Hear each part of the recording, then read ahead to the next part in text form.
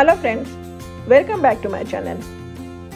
सर्दियों के मौसम में स्किन और ज़्यादा रूखी और बेजान नज़र आने लगती है। क्या आपकी भी स्किन ड्राई है?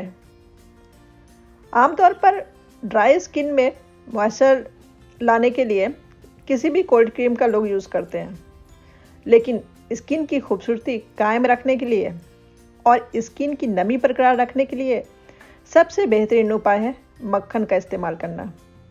मक्खन का इस्तेमाल करके फेस पैक तैयार कर आप स्किन का रूखापन दूर कर सकते हो और स्किन को ग्लोइंग बना सकते हो।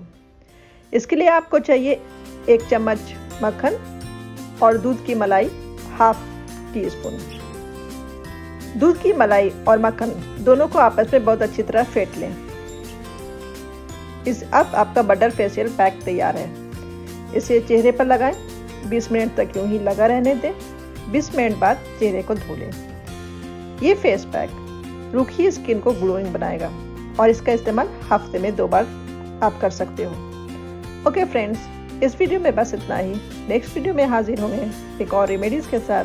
तब तक के लिए बाय बाय, टेक केयर।